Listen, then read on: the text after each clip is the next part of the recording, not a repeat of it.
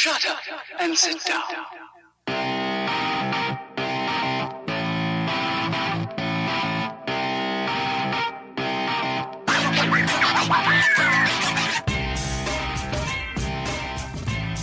Hello and welcome to the Dunning-Kruger Effect.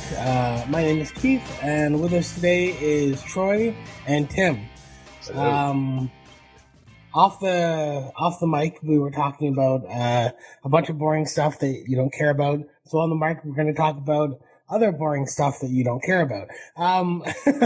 Including Troy's apparent fetish podcast he's listening to. Something about whips and chains and swinging things. That's all I heard. So what's this, what's it called again? It's called Dungeons and Daddies. It's a D&D podcast. And you know, it's funny you mention like whips and chains, because the first thing that they say during the podcast is, this is not a BDSM podcast. I mean, if you have to specify, it might be time to get a new name. And I thought it was great, though. So like the whole premise of it is it's four dads that get sucked into an alternate dimension, and their sons get kidnapped, and they're trying to rescue their sons. Over audio. Yeah. Are they actually playing Dungeons and Dragons while they're doing it? Like, yeah, 100%. Okay, well, that's an interesting premise. I'm just like, is it scripted or like? It could be. I don't know. Somebody wrote a vague like box campaign for it type of thing, and they're kind of going through. I'm pretty sure it's all homebrew. Well, yeah, that's what I mean. Somebody wrote a campaign for it, and then they're just kind of running through that campaign. Yep. Yeah, it's actually pretty common. Well, not common, but so I have a friend who runs a tabletop gaming streaming company, Marlet Games.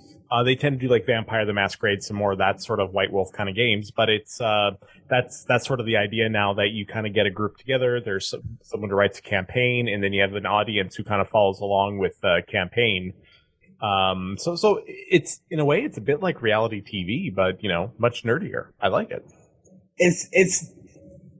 I think I don't know, for that I would say that it's better than reality TV in the way that the generic what's going to happen is scripted, but everything else is not. So they know very well going in that that a couple of things may happen, but everything else is not scripted. So I kind of like that.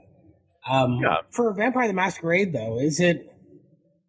I thought that was just a LARPing, or is it a D&D one as well? Can you see? No, it's character sheets, dice, that sort of thing, rule books, all that fun stuff. It's just not as complex as D&D, but it's like the people LARP it, but then there's also this quote unquote tabletop elements that you can do as well if you want. So it's a pretty flexible game in that.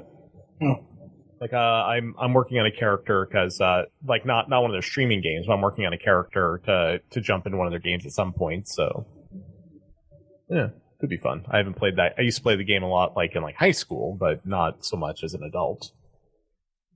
I never played Vampire, but I played D&D. I played D&D. I'm a registered member of the Wizards of the Coast Dungeons and Dragons guild. Essentially, it's not a guild, but it's a company. So I have the quote-unquote legal ability to run sanctioned campaigns for Wizards of the Coast, who own Dungeons and Dragons. And then with that comes a lot of other things, like they do Vampire as well, I think. I think they bought White Wolf. Yeah, I said White Wolf because that's how long ago I played it. It's a different company, but yeah, I think they've just sort of bought everybody. Yeah. Sorry, do you get like a paper in the mail, like a certificate that says I am a registered dungeon master?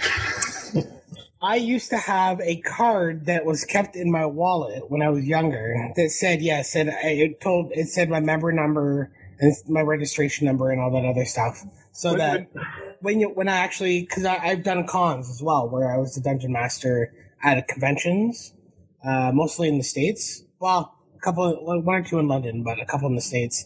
And you have to write down your registered number and stuff like that, because people get really like obsessed with following what, like, with anything, people get obsessed about following through with the storylines of certain characters and stuff like that. And if it's not sanctioned, then it didn't happen. In their eyes, Keith, essentially. Keith, when you move to a new neighborhood, do you have to go door to door and warn people that you're a registered dungeon master? No, I just kind of spring it on them. You want a special website? I am on a special website, actually. I don't know actually if I'm on it anymore or not. There is a list of all the people who are registered members, so. Or they used to be, at least. A long time ago, though. You should warn the community. Pretty sure that I can find your name on there, too. You have a pretty generic name there, Tim, so. Which is actually a blessing in disguise. When people look me up, it's kind of tough. Yeah. People have to learn how to spell my name before they can look me up, so that's the problem.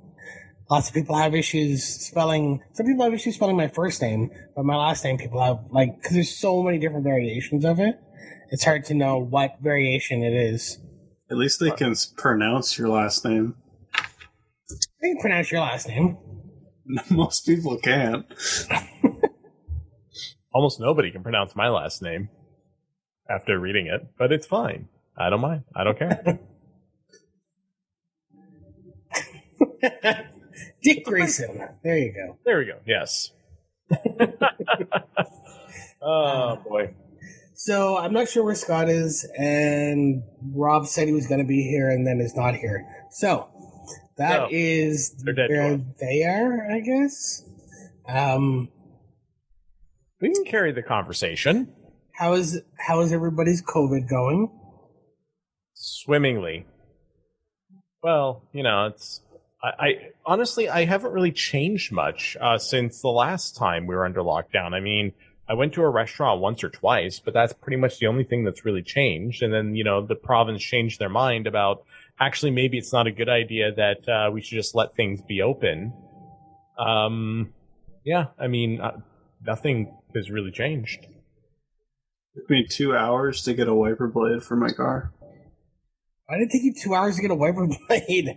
So Canadian Tire has changed now, where you have to actually order online for everything or phone ahead, and they give you a 1 day separation because they have to essentially it's like a queue, right? So to break up the queue, they need to give you a day, so you have a time slot to break it all up and all that. But as you know, I'm in a long distance relationship, so I had a 2.5 to 3 hour drive home. And it was going to rain, and I didn't have a wiper blade on my car, so I didn't really want to drive through a rainstorm without a wiper blade. So I had to call them and convince them to bring a wiper blade to the front of the store so I could pay for it. As pathetic as that sounds. So it takes a lot less time to change the wiper blade if you turn the wipers off first. A couple hours there. When you say you didn't have a wiper blade, what do you mean? Did you? It broke that day, so I had to get a new one. Was the rubber coming off it, or was it just?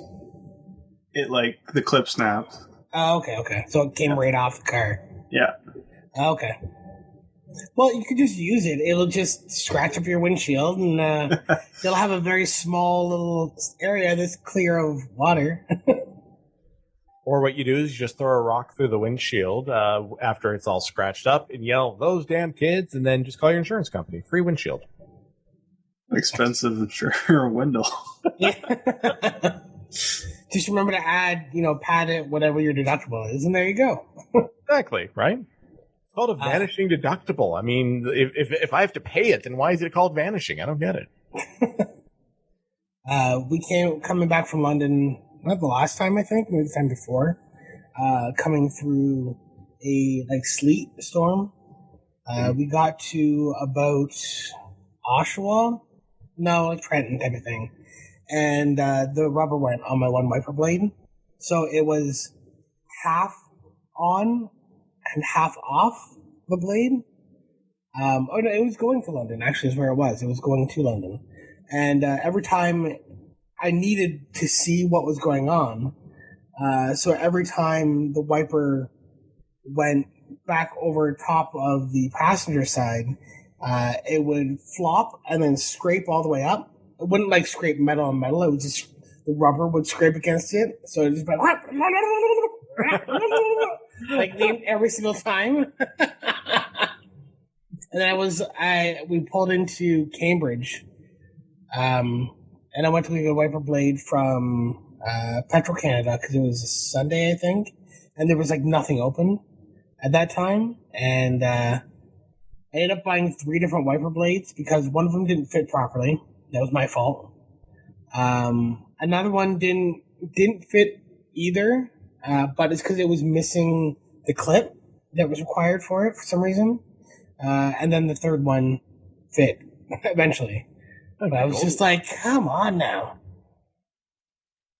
Well, this wiper blade was too big. This wiper blade was too small, but this one is just right. That's right. There you go. Heard that somewhere.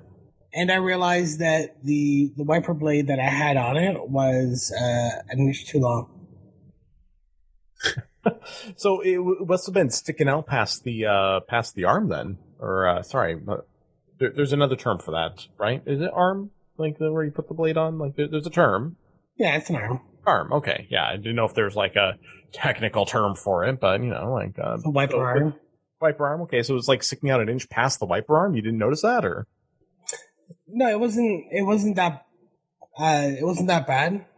It said like, I've put on wiper blades before that did not fit my car, where I was just like, crap, I don't know what it is. I'm just gonna get one because I need one, and it will flop all the way over to the other side of the windshield and like hit the side of the windshield, and then flop back again. So I did that before on my Honda Civic.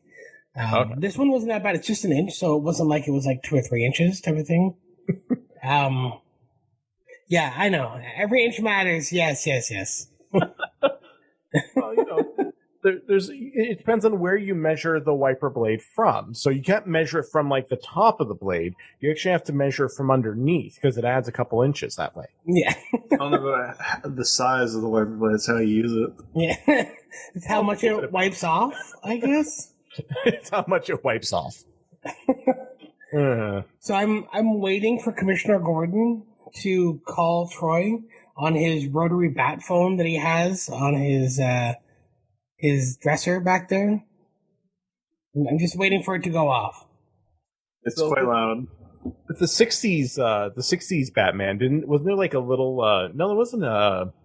Was it just a rotary phone? Didn't it have like a little light or something on it, or 1967's Batman? I don't know if it was. I think it had a light right in the center. It wasn't like a statue. So there's a statue. There's a little like bust of a head that pulled back, but I don't know if that activated the door to go in the Batcave. I haven't seen that. Yeah, that was to activate the door to go in the Batcave for the original one. But I'm pretty sure it was in the center of the rotary.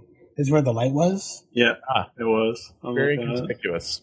So if he has like a friend over, and I guess. But it was red, not black. Yeah. But there was a black one on the desk, on Commissioner Gordon's desk as well. He had a red one and a black one. Oh yeah. Just on different portions of the desk. Just like picturing, I'm just like picturing how this works. It's like, so Bruce Wayne has like a date over or something like that. I'm sorry, confirmed bachelor with his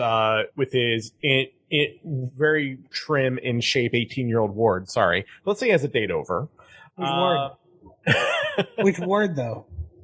Well, Dick Grayson, of course. Oh, don't even care. Don't even care about the other guy. So you have somebody over. It's the late '60s, okay, and then all of a sudden you see a phone go off, and then there's a flashing light in the middle. And like, how do you even explain that? It's like, hey, it's I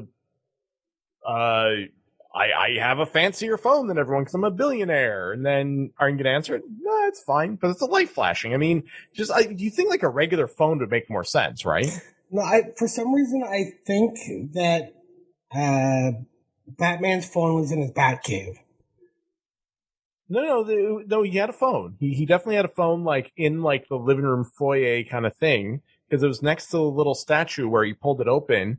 He'd hit the button, and then he'd go. And then there's a fire pole. It went to the Batcave. They never quite explained how they got up from the Batcave. I'm picturing they sort of had to shimmy back up the pole, which is probably why they were in such great shape. It's one of the things they never covered. It was a mystery. Well, they walked around. They went out. It was like a walkout basement. And they just